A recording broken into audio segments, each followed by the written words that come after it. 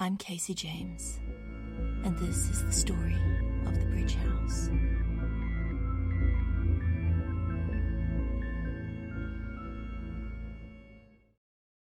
The basement hallway feels like a true liminal space, colourless and waiting, between thoughts.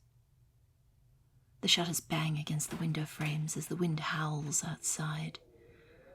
It wasn't windy when I was outside on the veranda just before, but now it sounds as if the legions of the damned are standing out there and screaming in the rain. Maybe they are. I have no idea what I'm doing. The plaster down here has crumbled away, leaving copper pipes exposed along the ceiling and running down the walls. I think there must be another bathroom down here. Unless the pipes are all to serve that conservatory. Possible, I suppose. There is enough water in there, and it must be pumped from somewhere, filtered and moved around. I'm glad I shut the door, gate, whatever it is, to keep the vodnik and its friends out. Knowing my luck, if I hadn't, I'd be seeing things crawling out of the pipes down here. Just off the hallway, I see another bathroom and an adjoining bedroom. I'm going to call this one the green room because it's done all in shades of green. Maybe plants are a theme for the basement? Wouldn't be the worst thing. The wallpaper in there is a leaf print, almost like seaweed. And there's a round table at the end of the bed, covered with a torn remnant of some sort of lacy cloth.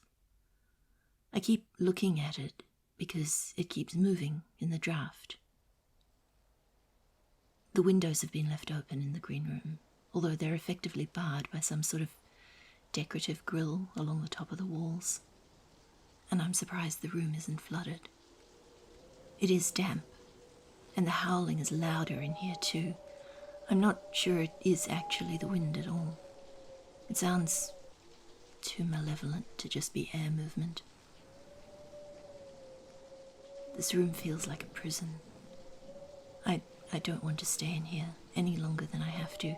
I don't honestly remember deciding to come in the first place. But I'm standing in the doorway staring at that torn tablecloth. My feet take another 3 steps into the room, while I'm debating why I'm in here at all. From this angle, the wallpaper looks less like leaves, more like gears and struts, some kind of machinery. The insides of a clock, maybe. There's a grumbling roar, which I swear I'm not making this up. It isn't the wind. It's in the walls somehow. I feel like I'm running out of time. There's something on the table, under the cloth. I can see it, or at least I can see the vague shape of it. I'm not sure what it is, though. It almost looks like it's moving. Like the cloth wasn't moving in the wind. It was moving because there's something under it. I'm not really sure what I'm looking for in here. There's nothing that screams light to me, even though I don't know what sort of light I need. I mean, how do you light up a crystal? An ether stone, I suppose. Shine a light into it, maybe. But if that was it, then anything would do. A torch, a candle, even the electric ceiling lights. Speaking of, I step to the side and flip the light switch on the wall. There's a sad little fizzing sound from the ceiling, but the light doesn't turn on. All I have is the glow leaking from the hallway, and the occasional flash of lightning from outside. Neither of which is great. I swear, every time the lightning flashes, it looks as though the machines in the wallpaper have shifted, gears cranking and grinding towards some unstoppable outcome. Whatever it is on the side table under the cloth, it's definitely moving. squirming almost. I'm torn. On the one hand, it might be an animal, but on the other, the memory of that inexplicable, horrible heart upstairs makes me reluctant to touch, well, anything, really. I should look. I should. Better to know, you know. It's probably a rat or something. And even if it's something horrible, it's too small to be really dangerous. Whatever it is, it's barely longer than my hand. As I move closer, my gaze snags on the small chest of drawers beside the bed. There might be a lighter or something in there. So I pause, sidetracked by possibility, and investigate.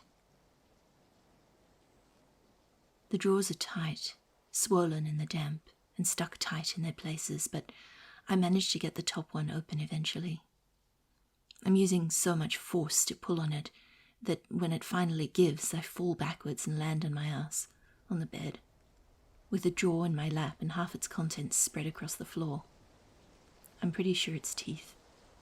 The top drawer was full of teeth. All sorts of teeth, not just human ones, but there are more than enough of those. Tiny, pearly white baby teeth and yellowed, chipped adult teeth and sharp incisors that should look like they once belonged to a dog or a wolf maybe, but somehow don't. And staring at the teeth, I end up also staring at the bedspread that I'm sitting on. The emerald green bedspread, which what I had taken for a pattern on the fabric is actually a sea of spiders and beetles and ants, a crawling, writhing mass of them now crawling over my jeans and across my hand where I'd put it down on the bed. I don't scream. I don't. Much. I mean, they're not doing anything, just crawling over me on their way to wherever they're going, and it doesn't feel awful. Tickles a bit, I guess. So no, I don't scream. Not about the spiders.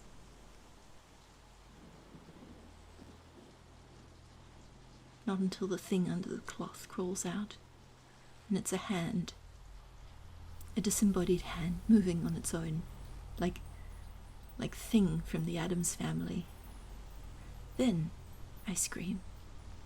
A little bit. The hand is greyish, long pale fingernails and strong fingers, and it crawls out from under the cloth like some kind of beetle or lizard, ungainly and yet oddly graceful. I can't help it. I drop the drawer full of teeth, and spiders or no spiders, I skitter away further onto the bed and over to the other side. The disembodied hand doesn't move for a moment. Then it taps. One fingernail on the side table in a pattern. I know it's a distinct pattern because it repeats.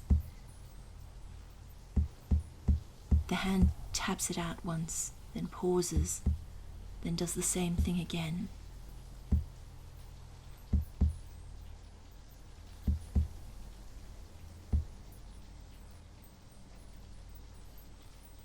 Tap, tap, tap, pause, tap, then tap, tap, tap. That single fingernail hesitated for an instant, then again, tap, pause, tap, pause, tap, tap, tap, pause, tap, tap, tap, tap, tap, pause, tap, tap, pause, tap, pause, tap, pause, tap, tap, pause, tap, tap, pause, tap.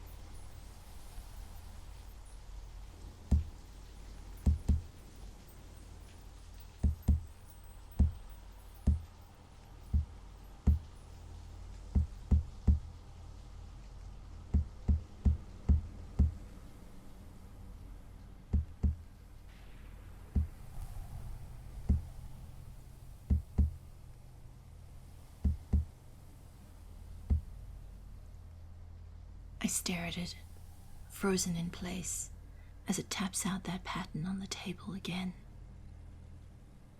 By the third repeat, I've noticed the bugs and spiders moving, crawling and scurrying across me, across the bedspread and the floor. The floor is covered in them, towards the hand. In the dim light, punctuated with flashes of lightning, they look like lines of ink being drawn towards that grey, immaculate, horrific hand. Specifically towards the wrist. The wrist which ends not in any sort of cut-off bone and muscle, like a hand chopped off of an arm would presumably look like. I've never seen a hand cut off an arm before, but I've seen cutlets and joints of meat at the butcher's. I know what those look like, and it can't be all that different. But no, it ends in a sort of clotted blackness, like something halfway sculpted, made of dark-coloured wax, or something made of plaster or clay and coated with a black paint undercoat, only hideously, weirdly wet and moving. The insects move in silence. No buzzing or humming, no chittering clicks, but I can hear the sound of their tiny feet moving in their millions across the bed and the floor and the table. Even over the howl of the wind and rain outside, I can hear them. They flow up and across to that wet-looking black stump, and they join it, fuse with it somehow, and slowly, fraction by fraction, they start extending it. The wrist grows longer, widens into a forearm made of chitinous beetles and tiny furry spiders. Some of them have picked up the teeth from the floor and carried them along, making shining white and off-white points in the writhing blackness of the arm as it forms. I slide off the far edge of the bed and back away, one step at a time, after checking myself for insects and brushing a few of them off my clothes. Ugh. Behind me, the click and whir of gears and machinery echoes, dreamlike and faint. I don't look. I'd have sworn that the machinery in the wallpaper was nothing more than a pattern, and barely that, but it doesn't really matter in the face of a creature forming itself out of bugs. I'm not afraid of spiders. At least, I wasn't afraid of spiders before this. I don't know now. I feel like this is the sort of thing that might well create new phobias. But whatever, the spiders themselves don't bother me that much. Even the ants and the beetles don't, really. Although, we've all seen those old genre films with the horde of flesh-eating scarab beetles that spill out of some cursed tomb when the unwary main character opens it. The sheer number of them is a bit disconcerting, sure, but the thing that actually bothers me is that they're collecting together and building some sort of weird humanoid composite construct onto that hand. I don't see this going well for me. Is it better, I wonder, to get out while I can before it forms more than part of an arm, and then have it behind me in the house? Or to wait until it finishes forming and see if I can talk my way out? Or use Ariel's weird looking at things the right way suggestion to do, well, magic, I guess. To stop whatever it is from doing anything to me. Either way, I think I should probably not stay here against the far wall of the room, where the rain from outside is hitting me through the open windows. The storm is howling like a demon, and the bed and the hand thing are between me and the door. I sidle around the edge of the room, trying to be reasonably stealthy, still wondering if I should just go, or if I should wait at the door and see what this thing is. My internal debate is cut short, though, as a voice says, "Wait!" I flinch, and stare through the darkness at the mass of insects that have now formed an arm extending upwards from the hand.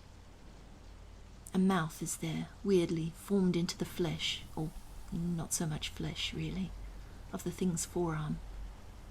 Slick black lips move, revealing a mismatched assortment of teeth and a wetly moving black tongue, presumably also made of spiders and ants and beetles. "Wait," it says again. "What?" I ask, warily, still edging closer to the door.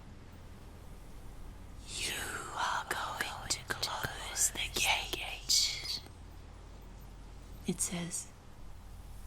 I don't know what to say to that, so I don't say anything at all. In the back of my brain, I have a moment where I wish that Ariel would manifest, not because I think it would help necessarily, but because I don't want to be alone here with whatever the fuck this thing is. The mouth in the weird bug arm smiles, like it can see the thought in my face, which is just creepy. And it says, "You are. No matter though, there are other ways in." In where?" I ask, almost against my will. It makes a shivering sort of susurrus sound that I think might be laughter.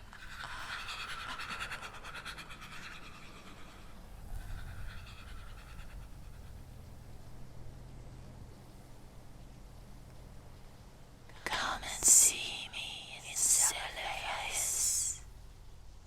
I think I have something of yours." Something of mine, I repeat, curious. What could you possibly... Then my common sense, such as it is, reasserts itself and I shake my head. Doesn't matter. I have no idea who or what you are, and no reason to believe you. And even if I wanted to, I don't know where Cephalaeus is. "The city lies on the western shores of the Dragon Sea, at the mouth of the Naraxa. It is not difficult to find." All the while, as it speaks, the trails of spiders and beetles and ants and God knows what other creepy crawling insects keep moving towards the unfinished stump of its arm, building the creature further. It now has one full arm and shoulder, and the start of a torso. Another mouth is formed in the center of its chest, mismatched teeth glinting in the dark.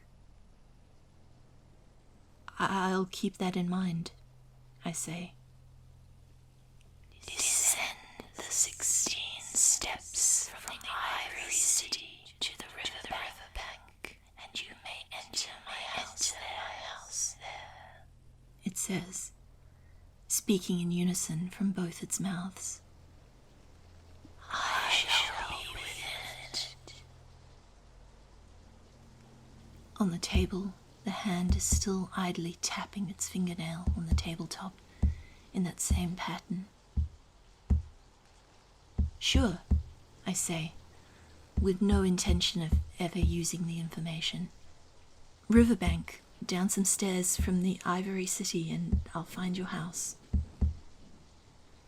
The spiders crawl in lines up its torso, like rivulets of ink moving in reverse, building at a neck and jaw. I back away some more, one step, then another, closer to the door.